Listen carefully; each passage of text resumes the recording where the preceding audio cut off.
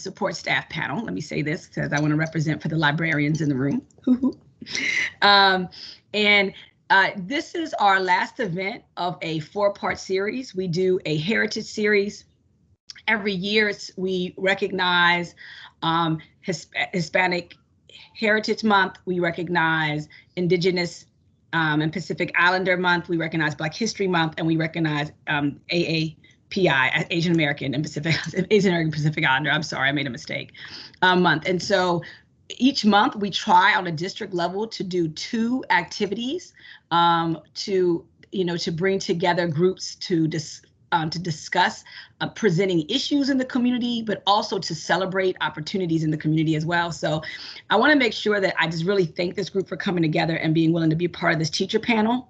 And I also invite this group, as I will invite all the other groups, is to be a part of the planning next year, because we really want to grow this and begin to think differently about how we bring in more students to get involved in this conversation, as well as community members to work that we can partner with around the months. And our larger goal is that they are celebrated on the school level. So it's great that we do the activities on the district level, but what we really want to see happening is that these are happening, they're being pushed down, and that the schools are celebrating the Heritage Month, so we can ensure that our students are seen at minimal during the Heritage Month, with the goal being that they are seen all the time, every day, in all their classes, right? But we recognize we do have these celebratory months. So I say all this to say, let me next thank Tiffany Lewis for coordinating this event. She has been helping me coordinate the Heritage Month series and has done an excellent job. And so she's gotten this illustrious teacher panel together. And so I'm going to turn it over to her. But before I do, I want to thank all of our dignitaries who have joined us. We have a number of school board members. And I want to say Dr. Cashwell, if she's not on yet, she will be coming on. Dr. Tigan is with us as well. So I'm really, really excited, again, that they're going to be able to hear all that you have to share and to learn from you. All right, Tiffany, you're on. Thank you so much, Dr. Mans. And I just want to ask, just for clarification, can everyone see my screen? Yes. Okay. Yes. Okay, perfect. Please forgive me as I'm navigating this. But great. So thank you so much, Dr. Mans. I also want to give a special shout out to Leslie Brown, who has also been a part of the coordination of this event. And another shout out to Cara Jean O'Neill, who's on our Equity, Diversity, and Opportunity team. And so we are so excited to be here this evening, as Dr. Mans said, just to spotlight some really amazing educators we have in Henrico County Public Schools. I have had the privilege of knowing these educators 2 longer than the third, but I can attest that all 3 are dynamic women and dynamic educators. And so we are going to introduce you to them and allow them to talk and to elaborate on that during the panel discussion, to speak to their own experiences. And then we'll have a question and answer period, and then closing remarks. Also, if you are hashtagging anything or posting anything on social media, you can use the hashtag HCPS AAPI teacher panel. I know that's kind of like a lengthy hashtag, but sorry. I'm a former English teacher and I like words, and that's what came to me. But we encourage that as well. And so you can see them hopefully on the screen. You can see that we have joining us today. I'm going to introduce them by name and by title, but then of course, as I said, as they share with us this evening, hopefully we'll get to know more about them. So we have Christina Thrasher with us, and she is an information specialist, high school librarian at Henrico High School. We have Juliana, or Julie Yam, who is a biology teacher at Verina High School. And we also have Katie Yam, who is also a biology teacher at Verina High School. And for those of you who are just joining, you may not have heard earlier, but I can truly attest to how wonderful Julie and Katie are. We started teaching in the early 2000s. I guess we have to say that now, y'all, right? Because we're in 2021. And it was such a joy always being around them. Their students absolutely adore them. Parents truly respect them, and colleagues definitely admire them. So it's just such a pleasure to have this full circle moment to share with you. So I wanted to put that in. And Christina, I've definitely worked with her as well. And I don't want to spoil it. You will definitely hear from these educators as we move on. But Christina is such a beautiful person. And so thank you, Christina, for being here as well. So we're going to get started with our questions. So question number one, and I'll direct these questions in a particular order, right? So we'll just keep the same order. So Christina, if you can address the questions first, and then I believe it was Julie, and then Katie, based on how you were presented a few minutes ago. Okay, so question number one, what was your journey or path to education? How and when did you know you wanted to be a teacher or librarian? All right, I'll go first. I'll try to keep this as concise as possible. I actually majored in political science for my undergraduate degree at Earlham College in Indiana. And during my time there, I'd actually worked, I did work study all 4 years at the library there. And I loved being in that place. I loved how dynamic it was. I loved how it was kind of a hub for the school community there. And I decided to pursue my master's at Indiana University. And I specialized in international government documents and undergraduate research instruction, and which was wonderful. And then I happened to get my master's in 2008, which was not wonderful because that was when the economy crashed, and I all of a sudden kind of had to pivot a little bit. There weren't any government positions open, universities weren't hiring, and I ended up going to a conference in Chicago. And that is where I met the amazing and wonderful Ann Martin, who was our former library specialist for Henrico County. And she asked me if I ever wanted to be a school librarian. And I didn't quite laugh, but I was just, the thought had never occurred to me. But Anne, for those of you that know her, she has this amazing ability to make you feel like everything's going to be okay. So she kind of did this Jedi mind trick kind of thing. And I found myself nodding and sliding my resume towards her. And a few months later, I found myself at Laburnum Elementary. And it was just this amazing moment where I think Anne saw something in me that I didn't quite know about myself. And finding myself at Laburnum, being able to, kind of create that dynamic atmosphere that I experienced when I was in college, welcoming and full of curiosity, and to be able to have that with kids that also give hugs. It was like the perfect, it was perfect. So that was how I journeyed to school librarianship. And now that I'm at Henrico High School, I get to actually still see my Laburnum kiddos graduate now. So it's kind of this really great path, and I feel really grateful to be here.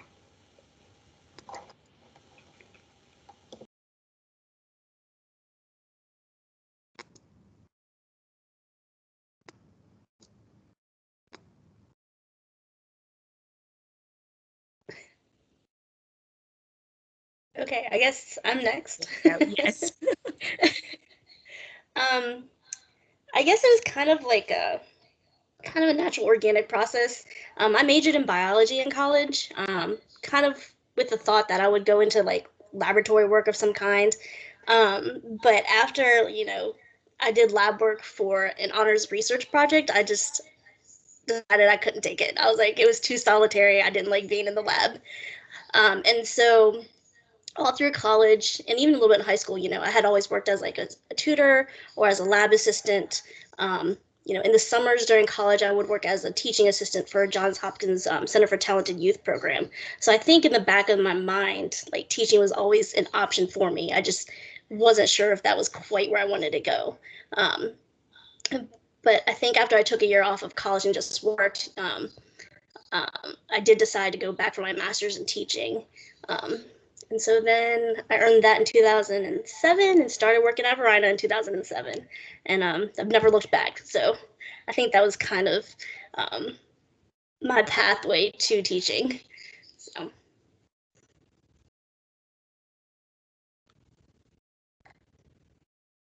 All right, and I don't know if you guys can tell, but my pathway is literally the same as Julie's.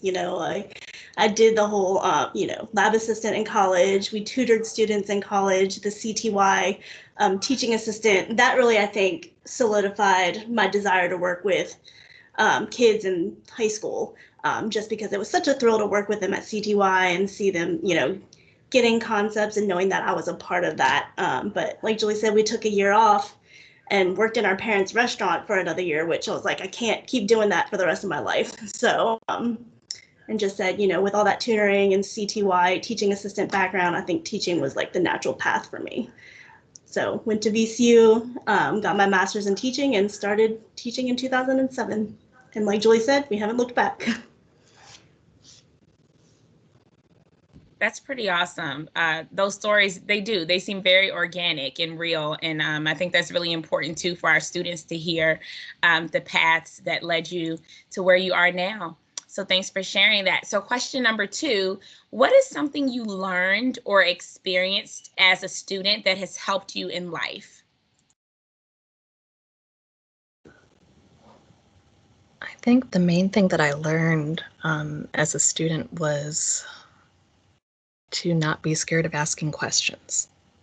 I think I was the only Asian in my school growing up. So there is this, kind of this, I'm not sure if folks are familiar with the model minority myth, but, especially as an Asian student, I think a lot of people assumed a lot of things that I knew, that I would excel in certain areas, or they didn't need to check and see if I understood certain things. And the flip side of that made me kind of feel like, if I ask something, that's not acceptable either. If I don't understand something, that's not acceptable. So I did this very strange kind of flying under the radar thing. And it turned out all right in high school. I got through high school all right. But once I got to college, I realized just how much I wish I had gone back and asked questions, that really would have helped me prepare more. Thankfully, I had really great librarians in college that were really encouraging and helped me learn how to kind of get over that fear of asking questions. So it's something that I focus on a lot with my students now. I try to offer extra wait time. I also really encourage them to speak up because, we all know if one person has a question, the likelihood is that 3/4 of the people have the exact same question in the room. So not being scared to speak up and ask if you don't understand something is really important, I think.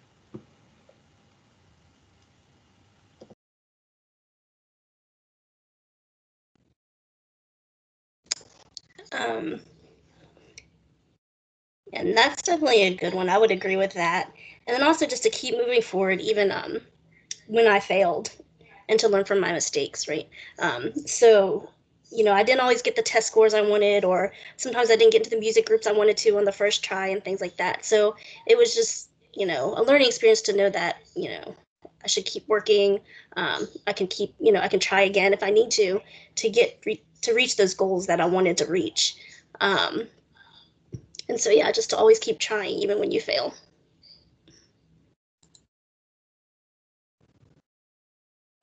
And kind of along the same veins, when I was thinking about this, I realized, Christina brought up model minority and all that. Yeah, we definitely were kind of raised in that vein of you have to succeed. You've got to be successful. I mean, in our house, really getting less than a B, even a B was sometimes kind of failing.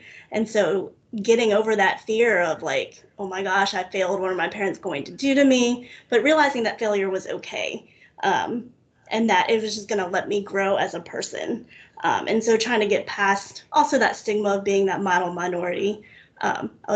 Julie and I were talking about this, and we were saying how it's kind of two-edged, I guess, but in a way, our parents always told us, we grew up in an area where we were probably the only Asians for a while in the area. And our school was predominantly white at the time that we were there, but it's changed a lot in probably the last 20 some years. But anyways, like, just keep your head down, work hard, don't rock the boat. And I wonder if that's part of being the model minority. And so we kind of, I guess in a way, made us stronger because we had to figure things out on our own because we didn't want to ask the questions. And so in some ways it was good, but in other ways it's bad. And like Christina said, now I'm like, I know to tell my students, ask those questions, don't be scared, because maybe we could have done even more when we were in high school or in college if I wasn't so scared to ask questions and scared not to fail. Wow.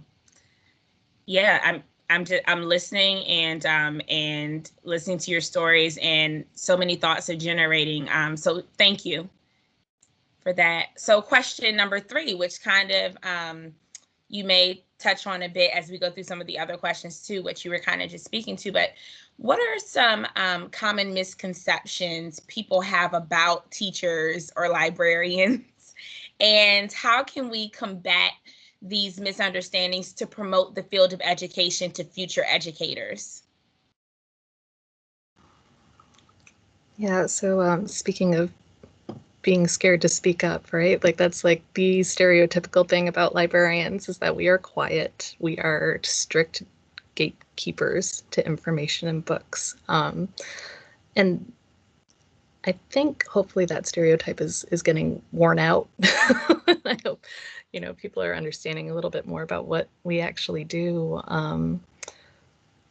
Like, as opposed to being, strict shushing librarians. I like to think of us as kind of like friendly, I call us friendly information Sherpas, right? We're here to guide you to the correct information. I do think, those stereotypes exist though for a reason. I think there's a seed of truth and a history to librarianship. And, I know from personal experience, and I know others have spoken about this as well, being in library spaces where they didn't feel welcome for a variety of reasons. We had an opportunity earlier this year as librarians to create a space where we spent a full afternoon. Thank you, Tiffany and Kara Jean, for joining us. So, thank you so much for that afternoon of training that was focused on fostering our school libraries to be truly inclusive and welcoming spaces. And that was a wonderful opportunity that the county supported for us. That was really important for our librarians to spend that amount of time discussing diversity and culturally responsive education within the spaces that we are in charge of. And in terms of promoting this field to future educators, I would say that being a school librarian is really unique in that you get to develop relationships with every single student. You have that opportunity with every single student over a number of years. And there's very little that's as satisfying as watching your students grow and become the wonderful people that they are, and walk across that stage as you send them off into the world, prepared as best as you can.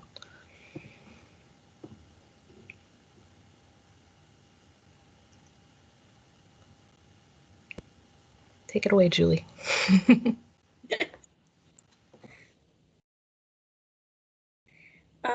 Yeah, so I think one of the common misconceptions, kind of with the teaching field in general, is that it's a fallback career, and that, it's a last resort for people. And a lot of times, people that would come up to us and be like, "You're so smart, why are you a teacher?" And it's like, what? Smart people can't be teachers, right? And so I think that's a really common misconception that we need to get rid of somehow, because teaching should be a respected career, and it's a difficult career. You have a degree. A lot of us get masters. Some of us have PhDs, right? So, we should be respected for the path that we take to be a teacher. And so I think if we can convey that to, students and anyone that's interested in the teaching field, let them know it is a respected field. Go for it. Yeah, so that's one of the biggest misconceptions I see with it. Yeah, I have to agree with Julie. Again, we were talking about this earlier, and we recalled that even the president of our undergraduate college that we went to said to us, like, you don't want to do something else, you just want to teach. And because I guess he just thought, you did so well in school, why aren't you doing more with that? And it's like, I like teaching. That's what I want to do. And so, we really need to make sure we don't let other people question our choice. We have to celebrate the fact that we are teachers and that we're making an impact. And, for future educators, just make sure they know that what they're doing is important and it will make an impact. For sure. That's so true. And thank you for taking that perspective and taking that stance in promoting the field of education. It's such an honor to be an educator. And at last week's event, our Salute to Asian Cultures, our speaker, Mrs. Mylan Tran, she talked about that. She talked about the reverence even of teachers and educators in Asian culture, and just how important a teacher truly is, and how a teacher is really revered by members of the community. And so I think that that was really important that you noted that. So thank you for that. So our next question is, what, in your opinion, is the most pressing issue facing AAPI, or Asian American and Pacific Islander youth today? This one was really complicated for me to think about.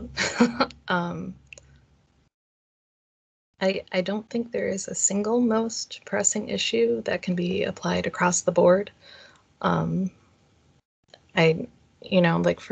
our students with South Asian roots right now, I know that there is a lot of worry for people that are currently in India and Pakistan dealing with COVID. So we have a lot of students right now that are really, really tremendously worried for their families overseas. Our Southeast Asian students, might be dealing with generational trauma, because their families, a lot of the families came over because of war and genocide in their countries.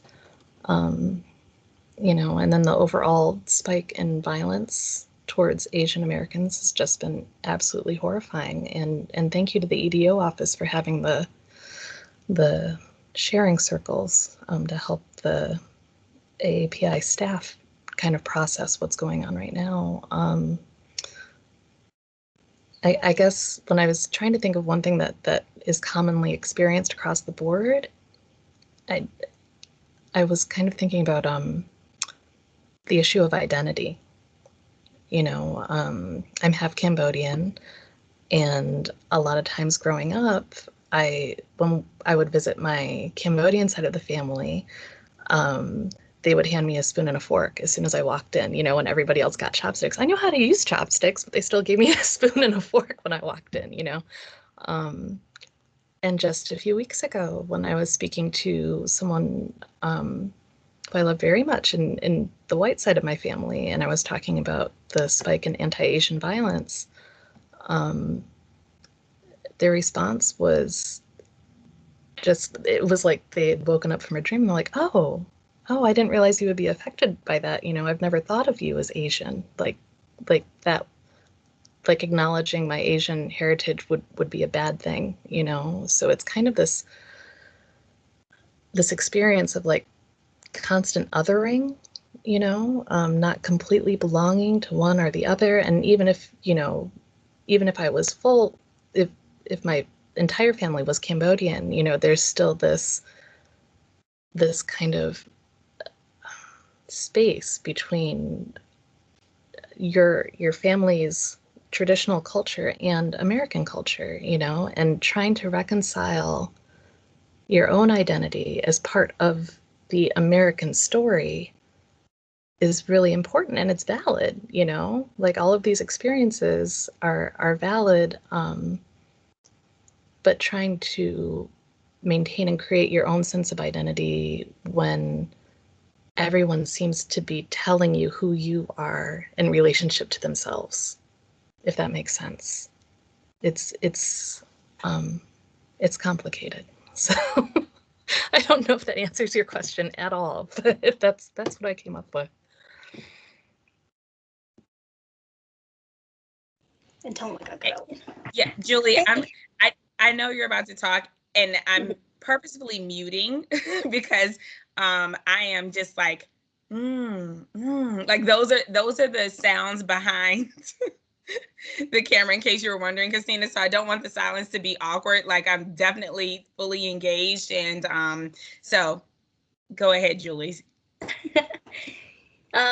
Yeah, this was kind of a hard one too for me. I think but kind of being like what Christina was saying about reconciling, like, or like being able to, you know, celebrate your own culture, and then also having to like be in the U.S. culture, be in like American culture or whatever too. That's sometimes hard to reconcile the two together. And so just having, you know, being able to, I guess, be in both cultures, right? And without losing your identity of who you are, right? And then there's also, you know, just different, you know, stereotypes and things that, you know, we would have to deal with as like the model minority. You know, Asians only work in the STEM field, you know, or a lot of times we'll hear, oh, Asian, if they're not in the STEM field, then they either own a restaurant, a nail salon, or a laundromat, right? Depending on what group of Asians you were in. Or that Asians were not good leaders or qualified for leadership roles because we were too passive or too quiet. And so I think those are some stereotypes and things that, you know, a lot of AAPI might face as well. And then also just the higher expectations of Asians. Because I think, again, a lot of people expect Asians to be, you know, really good in school, have great grades, right? All those things. And so I think there's, you know, even if, you know, an Asian student has stellar grades and stellar test scores and has participated in a lot of things, it might still be hard for them to get in college because they still haven't done quite enough, right, just to compete with all those other Asians, right, that are, you know, vying for that same spot. And so just there is kind of this issue, I think, of having higher expectations for Asians. And hey guys, I'm on Julie's teams because mine cut out again. So yeah, a lot of what Julie said I agree with. And you know, when she's talking about those higher expectations, you know, the concern then becomes for a lot of Asian students that high stress and that high anxiety, and where does that put them mentally? Because they're pushed so hard. And actually it's a result of a lot of Asian culture as well. Our parents push us hard because we're raised in that mindset of you're going to do better than your parents did. We need you to succeed. And being Chinese, just knowing how the education system works in China, you can't go to college easily there. So a lot of our immigrants are going to have that mindset to push their kids harder and to get those top grades. So it could be a mental, you know, we could see more mental issues with students in that regard for our Asian or AAPI students. Thank you. That is so enlightening. And again, it affirms a lot of what was said last week by our guest speaker, Mylan Tran. She spoke about that, about mental health in amongst AAPI youth. So thank you. So question 5 asks, how do you navigate, and you kind of spoke about this a little bit, but if you want to elaborate, how do you navigate being an AAPI professional in your field while still maintaining your cultural identity?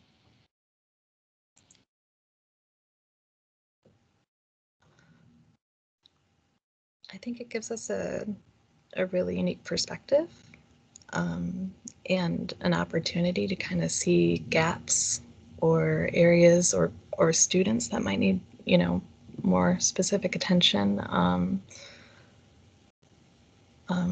Like they were saying, you know, the keeping an eye out for your students and being able to like recognize signs of that kind of stress and pressure within that community, I think is really important. You know, when the attacks started, it was after the attacks in Atlanta. You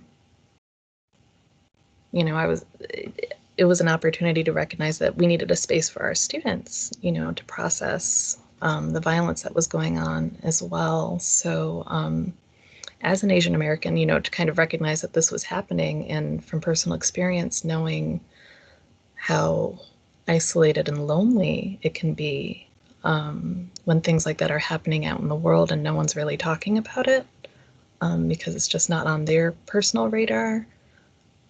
We were able to have, you know, a sharing circle kind of similar to what the EDO office did, and it was helpful. You know, it wasn't really highly attended. I think, you know, some students weren't comfortable talking about it, but what happened afterwards was that there was a lot of communication afterwards from students, and now we have an Asian Student Union at Henrico High School. You know, they kind of took that opportunity to see that kind of support being offered and that space being offered, and they're turning it into something that's going to be really, really amazing, where they're going to, you know, work together to educate and celebrate our campus about AAPI culture, and also, you know, collaborate with the Black Student Union as well, and create that kind of support system together so that we can find ways to support all students of color on campus. Yeah.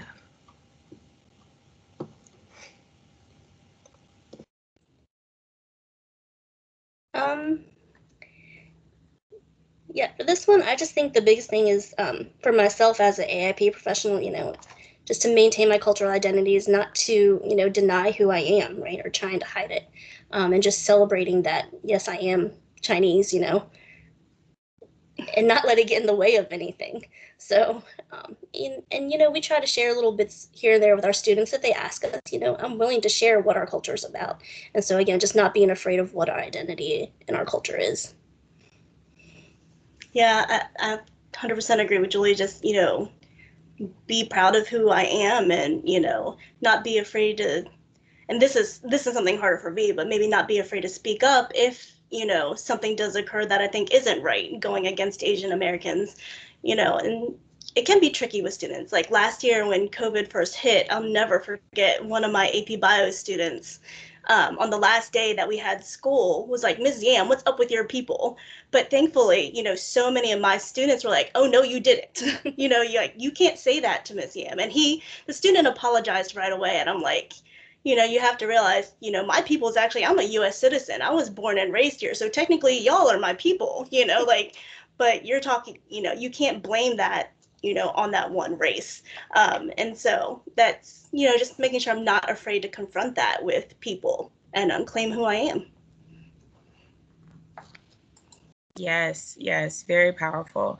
And it's so important too, you know, you sharing that example with the student is that, you know, we are always the adults in the situation, right, as the educators, and just using that as an opportunity to guide. But I think listening to what you said, Katie, what stood out to me too was just knowing your other students' responses shows to me is an indicator that there was already a certain level of trust in that classroom that they had built with each other and that they had built with you to speak to that. And that's part of what we try to talk about as well, like, right, when we talk about the culturally responsive education model and we talk about prejudice reduction, is the idea of having students even equipped to identify and to address those inequities and those injustices as opportunities for learning. So thank you for sharing that, for sure. So our next question, who or what motivates you? Who or what motivates you? Well, what you were saying just now, Tiffany, ties in perfectly. It's my students. They're incredible. They blow me away every day. Even being virtual for most of this year, you know, I just helped install the senior art show for some of our students that they're having down at Artworks for the next couple of weeks. Go if you can. Their stuff is amazing. I was just so impressed with their ability to create work that like explored really complex ideas and experiences And I think so often younger people get kind of discounted, and just kind of the assumption is that they're disconnected and on their devices all day, and they're not engaged with reality anymore. But I honestly think, from what I have seen from our students, is this like they've developed some sort of amazing superpower to empathize with a lot of different people and cultures across the board. I think a lot because of technology. They do have access to information and to each other. And the way that they are so engaged with each other, with the tools that they have, it's really incredible. And it motivates me as a librarian, to ensure that when they are using these tools, they're navigating them in a way that, that they have a critical lens, and they know where their most trustworthy information is going to come from about the topics that they care about. Yeah, they're pretty inspiring with what they can accomplish with the things they've been given, especially in the past year, for sure.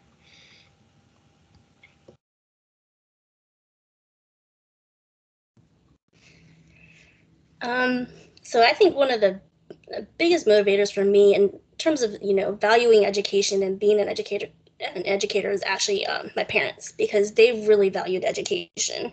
Our dad was the only one out of his siblings to graduate from college, and he came over to the U.S. when he was 13 and had to learn English and all of that. So I mean that's a huge accomplishment for him. And so again, both our parents really valued education, and they instilled that in us. We also watched our parents and how hard they worked and struggled as immigrants and as small business owners, right? And we knew, as working in the restaurant, we didn't want that kind of life because it was so physically taxing. And so that educational value that they instilled in us was really important, in terms of me becoming a teacher. And to add to that, yeah, definitely my parents is a big motivator. And I have to say that both Julie and I obviously went to the same high school. We had some great teachers, and they made us love school. And I think that's part of why we do what we do as well. We love the school environment. We love being able to work with kids, and we want to make sure kids have that great experience as well, and that they'll value their education and keep being lifelong learners.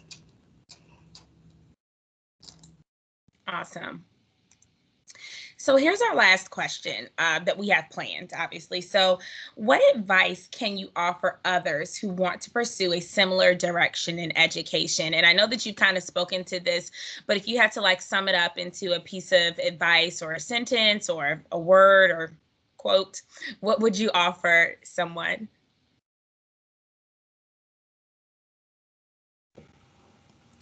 Well, yeah, at the beginning I was talking about how I didn't set out to be a school librarian, but I'm so grateful that this is where I'm at. This is exactly where I'm supposed to be.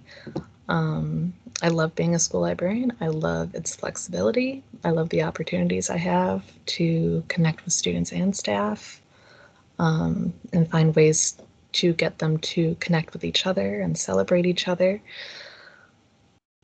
I would say, in terms of advice, that a school librarian really needs to take advantage of that unique position of having that space, that is a community space, and managing that community space, so that it provides equitable access to all of its students, in person or virtually. That's really important to be cognizant of, who's coming to your library, who gets to your resources, who gets to use them, and also have a real sincere enthusiasm for the community that you're serving, for sure, and an investment in that.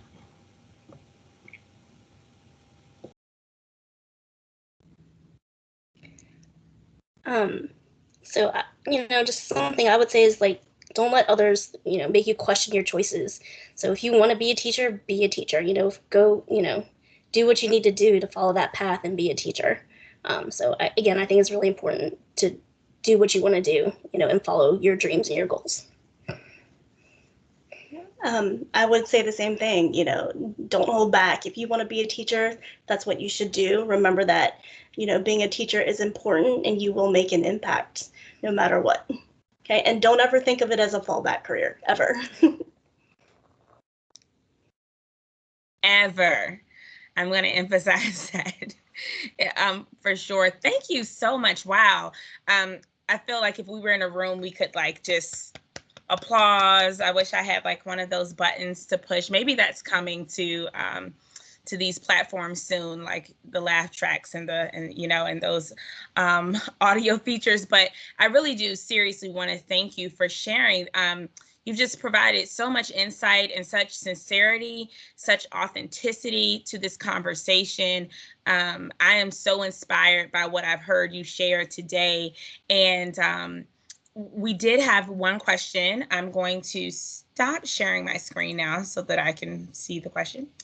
And so we did have one question that was submitted during the registration process by one of our participants.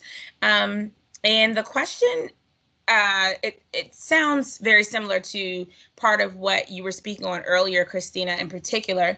But I do want to pose this question because it was submitted. So the question reads, in this era of AAPI being targeted for racial or hate violence, is there a feeling that AAPI people have somehow become quote unquote temporary citizens, as described by actor Daniel Kim? If so, how can Americans support AAPI communities, especially during this time of crisis? And I do want to kind of qualify this question a little bit more, and I just want to be clear to note that AAPI stands for Asian American Pacific Islanders. So the question asking how can Americans support AAPI, I'm going to try to qualify that question and say, on behalf of the person who wrote the question, who's anonymous, how can other communities outside of the AAPI community help the AAPI community?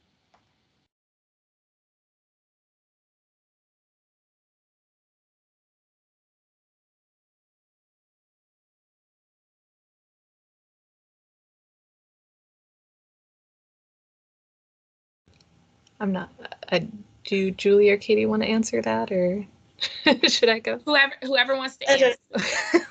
I did have something that came to mind real quick, but if you want to go first, go first, Christina. Please go. Yeah.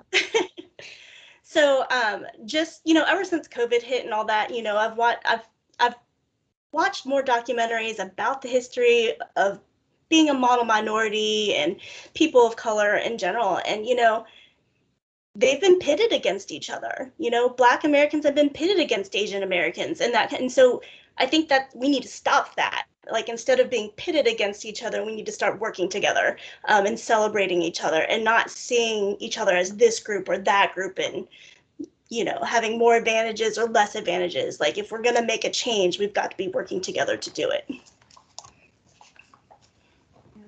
Absolutely. That's exactly what I was going to say. This is all part of a larger issue, you know, of white supremacy that has done a really good job of making folks question themselves, question their worthiness, question their kind of relative standing with other groups, you know. It's a real shame, and it's unnecessary.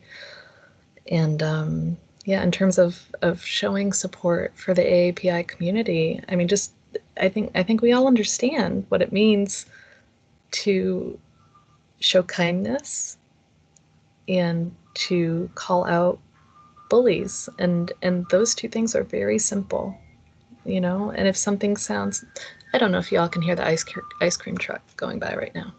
Sorry. It's that time of year. It really is. It really is. And it sounds good too. But I think it's simple. I don't think it's complicated. You know, we know better.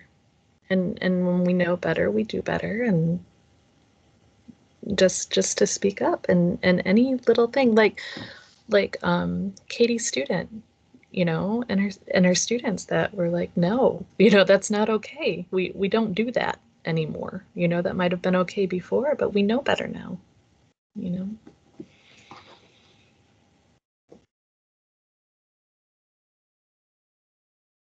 Yes, for sure. And to your point, there are so many resources out there about that. And I would encourage our audience members that if you haven't really researched or read about or even viewed documentaries just about the relationships between quote unquote, and I'm using air quotes, minority groups in America, particularly between the Asian American community and the African American community, it is definitely something worth reading and researching and investigating and understanding.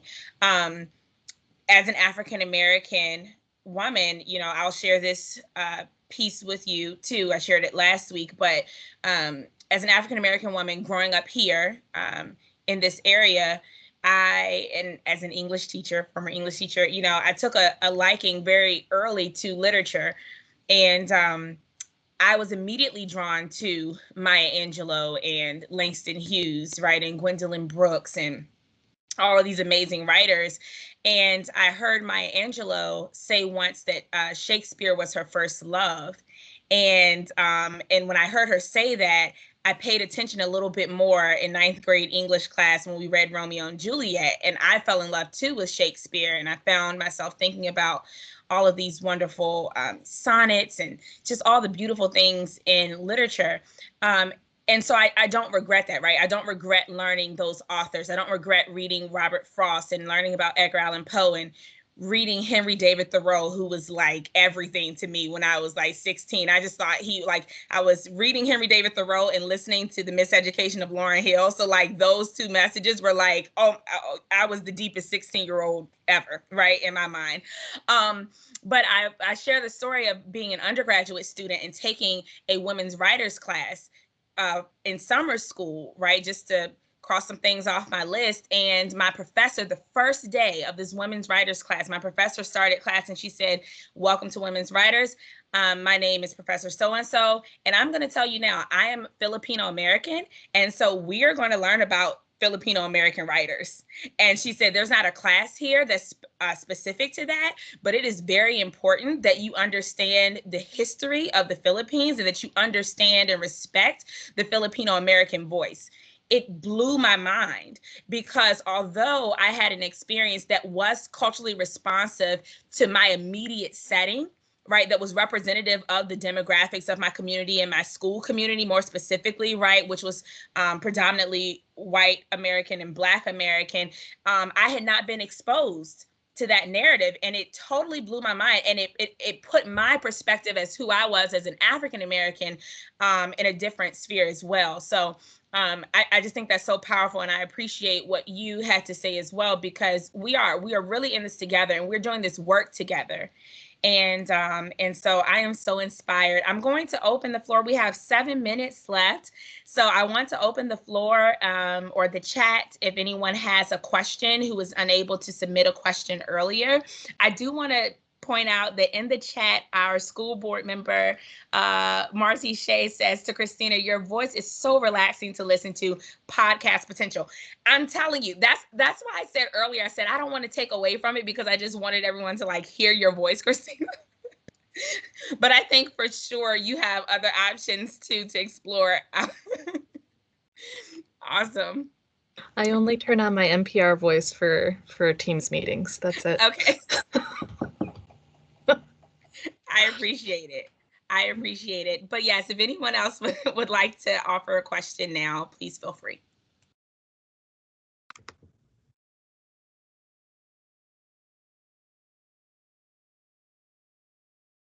Okay. Oh, hi. Yes. Hi, Mrs. Robinson. Hi. Okay, go ahead, Mrs. Robinson. See you. This is not really a question, but when I heard the term, if you can't do anything else, you can get into education because it's a fallback profession, just stop and think. The entire population of our country passes through our hands. How can that be a fallback profession?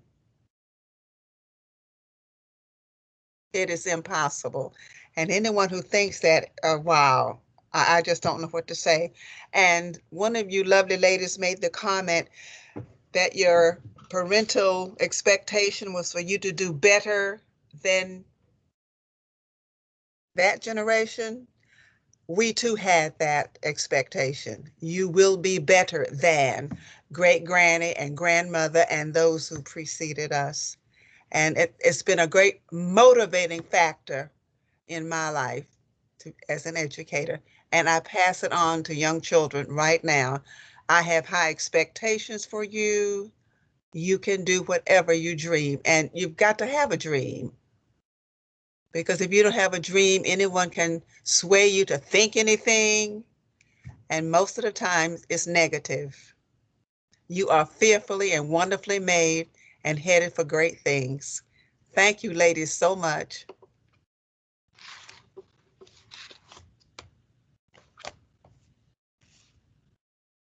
Thank you so much for those powerful and encouraging words.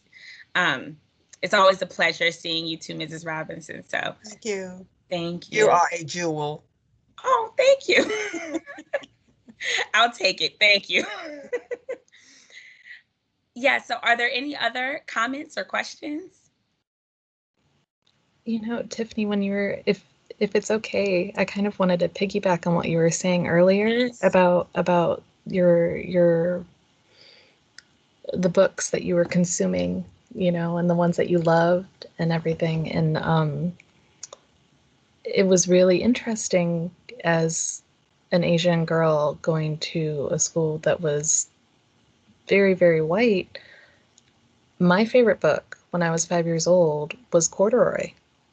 That was the first book I ever saw with a girl that had skin like mine. And I loved that book. I carried it everywhere till the cover fell off. And I can't think of any Asian authors I read until I was in college, you know, that were available to me at my library, I'll say, you know. And so, you know, my first loves weren't Shakespeare. They were Alice Walker and Octavia Butler. And it was like, you know, it was really interesting because I did have access to Black authors, thankfully, in this tiny town library, you know.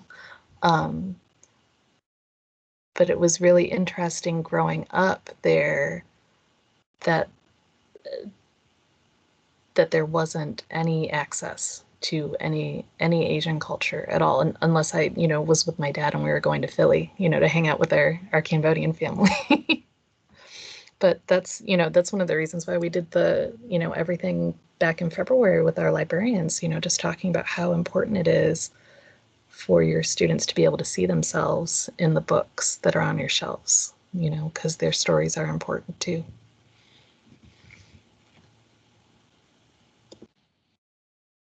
Yes, definitely. Wow.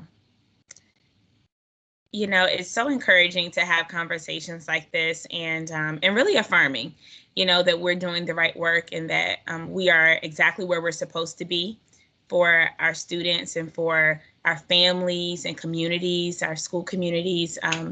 And so, as I said earlier, I am just so inspired by you. Julie and Katie, did you have any lasting words? I guess we can go through the panel one last time if you had anything else to share before we close out.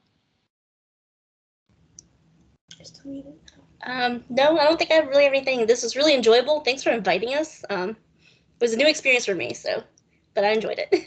Yeah, I agreed. I'm glad we decided to do it, and that it was a fun experience, and it's fun listening to not just our own perspective, but Christina's perspective as well. And so it's been fun. It's so nice to meet y'all. This was great. Awesome. Well, thank you so much. Dr. Manns normally would close us out, but she actually had to jet out to another meeting. And we understand that everyone's schedule is super busy, and especially even as teachers and Christina as a librarian, we know that this is the time of the school year where everything is like transitioning all at once. So we really, really appreciate your time. I also want to again thank our dignitaries who took the time to sit in on our call, our school board members, Dr. Cashwell, Dr. Tigan, thank you so much for being here. Another special thank you to the Office of Equity, Diversity, and Opportunity. And we are just looking forward to the work that's to come. We are in this together. And if there's any way we can be of assistance to you, please do not hesitate to reach out to us. This recording will be featured on our website and our YouTube page. So please be on the lookout for that. And we definitely want to make sure we share this recording with our principals and students. So thank you so much for your time. Everyone have a delightful evening.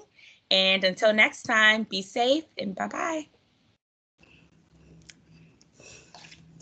Thanks so much.